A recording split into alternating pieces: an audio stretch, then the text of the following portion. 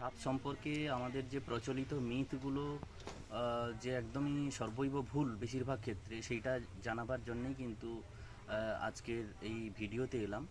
প্রথমেই বলি যে বেশ কয়েক বছর ধরে কিন্তু আমিও বেশ কিছু সাপ নিজে হাত লাগিয়ে উদ্ধার না করলেও আমি বেশ কিছু সাপ একদম কাছে থেকে দাঁড়িয়ে রেস্কিউ করেছি এবং সেগুলোকে আমরা রিলিজও করেছি। তো দিব্যি আজ বেশ কয়েক বছর পরেও কিন্তু আমি আপনাদের সামনে এই মুহূর্তে দাঁড়িয়ে আজকে জুলাইয়ের 6 তারিখে কিন্তু দাঁড়িয়ে কথা বলছি। আবার একটি কথা ভাবুন, যে সমস্ত বন দপ্তরের যে সমস্ত রেস্কিউয়াররা বা যারা পার্সোনালি রেস্কিউ করেন, তারাও কিন্তু প্রতিদিনই, বিশেষ করে এই বর্ষার মরশুম সহ সারা বছরে কিন্তু সাপ রেস্কিউ করেন, বিষধর সাপ, এবং সেগুলো তারা কিন্তু নিরাপদ জায়গাতে আবার সেগুলোকে মুক্ত করেন। তাহলে ভাবুন তারা কিভাবে বেঁচে আছেন। আর আমরা গ্রামীণ বাংলায় বেশিরভাগ ক্ষেত্রে, বিশেষ করে আমাদের এই পূর্ব মেদিনীপুরের দিকে এই চলটি রয়েছে যে বাঁকিতে বা জালে যদি সাপ জড়িয়ে যায় বা ঢুকে পড়ে, সেই সাপ বেশিরভাগ ক্ষেত্রে আমরা কিন্তু সেগুলোকে পিটিয়ে আমরা মেরে দিই। এটা একদমই ভুল ধারণা।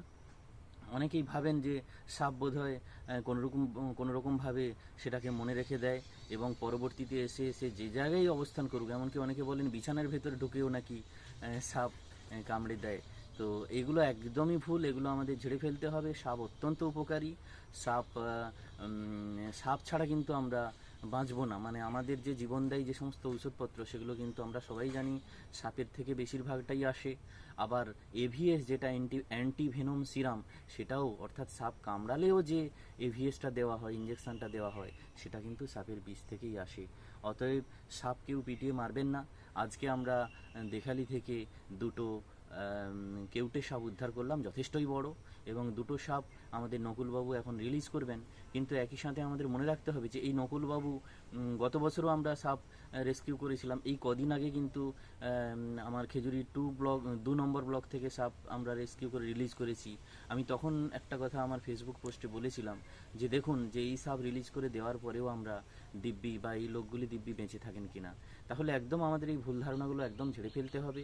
বাঁকি কিংবা ফুটজাল হয়তো বসাতে কোনো মানা নেই, কিন্তু মনে রাখতে হবে যে এগুলো কিন্তু আমরা বসাচ্ছি বেআইনিভাবে। আমরা মাছের জন্য হয়তো বসাচ্ছি, কিন্তু আমরা মাছের সাপের চলাচলের ক্ষেত্রে কিন্তু আমরা বাধা সৃষ্টি করছি। আর অসাধু ব্যবসায়ীদের হাতে কিংবা সাপ তুলে দেবেন না, কিংবা সাপকে কেউ পিটিয়ে মারবেন না। আপনার সাপ আপনার এলাকাতে বাঁকির মুখ খুলে দিন, ও ঠিক বেরিয়ে যাবে। মুক্ত করুন নির্ভয়ে, সুস্থ সুন্দর রাখুন পরিবেশকে। কোনো ভয়ের কোনো ব্যাপার নেই। আমরা সবাই ভালো থাকবো। সাপ সাপের জায়গায় থাকুক, আমরা মানুষ মানুষের জায়গায় থাকি। আমরা সবাই ভালো থাকি।